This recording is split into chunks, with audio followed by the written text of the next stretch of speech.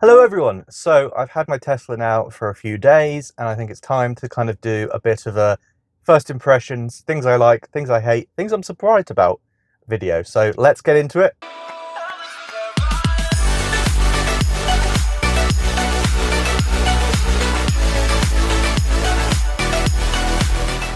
So for those that don't know, I've been an EV driver now for about 18 months.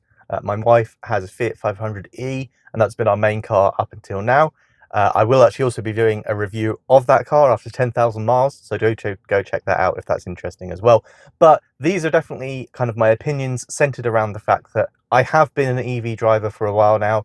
EV driving works very well for me. We charge at home, we have the space, we have the infrastructure around us to be able to do that, and it's just a lot more economical for us compared to using traditional ICE vehicles. So with that in mind, let's get into some of the things that I enjoy about the Tesla. So one of the great things when you're kind of stationary, you're waiting for charging, and this is something we've said quite a lot when using the Fiat, it would be great if you could do more in the car while you're waiting, whether that's watching YouTube or anything like that. You can't do that with Android Auto, but you know what? You can in the Tesla, because you can go down to here and you have access to Netflix, Disney Plus, YouTube, and Twitch straight built into the car, which is excellent. It means that, yeah, that 15-minute charging time flies. So easy to shove on a YouTube video, and before you know it, it's time to get going again. Another thing that I really like is the Tesla charging network itself. It is so much better to have one reliable network that you know that you've got pretty good coverage on, you know they're going to have lots of chargers, you know that it's going to be smooth, it's easy to use, there's no complicated steps like downloading apps and stuff. It really helps the EV experience. Driving the Fiat, there's definitely been times where it's been frustrating. Machines haven't worked, there's been issues, you've had to download certain apps, there's not been like enough data, mobile signal to download the apps, and all those sorts of things going on. So definitely the Tesla network is superior to all of them. And I really hope that kind of, now that that's starting to open up to other cars, that really bucks up these other companies and we can get a better charging network experience for everyone. One of the things I do really like is the rear and side cameras make reversing into a parking space super easy. It's so easy to kind of see the space around you, to know that you're safe, to know that other people are safe. Really like that about this car. A full 360, which some cars do now have, obviously would be better, but I think the angles on this make it pretty wide angled and you definitely see everything that you can't see from the cockpit. So yeah, I'm a big fan of that. I really like that. So having said all that, it's not all fun and games. There are definitely some things that I really dislike about this car. So something that kind of does let the car down is the fact that the front bonnet isn't automatic. You press it to unlock it, sorry, you press it there to unlock it. It shows a picture of it going up, but it hasn't gone up. In fact, all it's done is unlock it, and you do then have to manually lift it up. It's a small thing, but it definitely reduces the likelihood of me actually using this space very often. It's just more awkward to put stuff in here, and then you have to manually close it as well and apply quite a lot of pressure to get that closed. One of the things I don't like about the parking system is just how much it kind of freaks out because it's camera only. So for example, if we pull over into this space up ahead here, we'll probably see that what I'm talking about, and is that it's not very accurate for its distances compared to other vehicles. So as you can see, it is now detecting that we're moving into a space. There have also been things that have surprised me about this car, especially compared to other EVs. So another thing I really love about the infotainment system is the built-in charging kind of calculations that you get when you're trying to go on a long journey. So for example, say we want to go to Land's End here. It's 330 miles away. So if we go to navigate to Land's End, it's going to find us a complete route for the supercharger network. It's going to let us know what percentage we're going to have at each time, how long we're going to have to spending charging at those places, and then it's going to navigate us all the way there. Super useful and really helps remove that stress of, oh, where am I going to find the next charger? When am I going to charge? What am I going to do? Another thing that surprised me, which I don't really think has been talked about as much these days, is the sound system in this car. I can't really test it. I don't want to get demonetized. Not that I'm making money yet anyway. Please do like and subscribe. We're heading for 1,000 subscribers. but I don't want to get this video copyrighted. However, the sound system is amazing. You get a 12 speaker sound system in here. The bass is amazing if you bump it up all the way. You get some really strong bass if that's the kind of thing you're into. Lots of control with the equalizer, and generally it's just one of the best sound systems I have seen in a car as standard. It's quite impressive and I really enjoy it. Big surprise for me. Okay, let's take it for a little bit of a drive for a couple of my last points.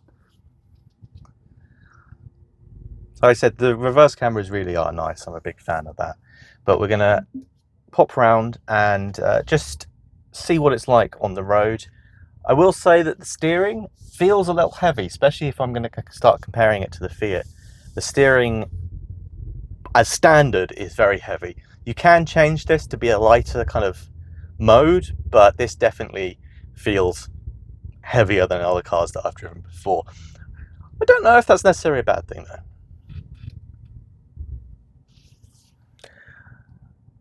We'll also say that the visualization is kind of cool. It does freak out sometimes, like sometimes things like traffic lights will start jumping about, and as you can kind of see, the road is actually wobbling at the moment.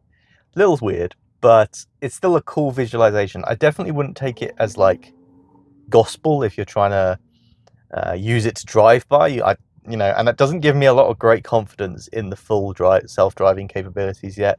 We're definitely not there yet, so take it as a pinch of salt, but it's kind of cool to look at to see what the car is seeing. Okay, so as we pull out onto the main road, really the point I want to make is that even this kind of lowest end, this is the rear wheel drive, even this is very fast. I would say it's as fast as you would need a normal family car to be. It gives you all the speed you need to be able to comfortably get up to 70 if you're coming onto a slip road and you want to be able to match the speed of the traffic that's around you. It's enough speed that you're able to get out of the way of obstacles and that sort of thing. You don't really need anything faster. Of course, being able to go ludicrously fast and doing 0 to 60 in 3 seconds is cool, it's fun, but it's not necessary. And of course, and also it does eat your battery life. So taking a chiller approach that actually still gives you all the speed you need, I think it's a good baseline, especially considering this is, the bottom level. It's still, the performance is very impressive and I really enjoy driving it. You do also get some kind of built-in autopilot self-driving stuff as standard. We're just going to get around this roundabout and I can show you those. So coming back onto the main road, we get kind of two things as standard. You get the kind of adaptive cruise control, which you press down once on the drive stalk, and you can see here it now says max speed 70, and that'll adjust your speed based on traffic and up to that maximum speed, which is kind of cool. Very useful if you're doing long trips. It was particularly useful when I went and picked this car up. Coming back, it's just lots of traffic, so lots of start stop. This car handles that wonderfully. The other thing you can do if you press it down twice is you get auto steer.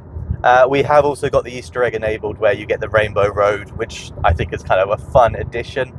But this will basically keep you in the lane and steer for you. You do have to keep your hands on the steering wheel. It will complain and yell at you if you don't, but it's doing the full steering. I'm not actually doing any of the steering, so that means that now it's automatically adjusting speed and it's automatically adjusting to make sure I'm right in the lane.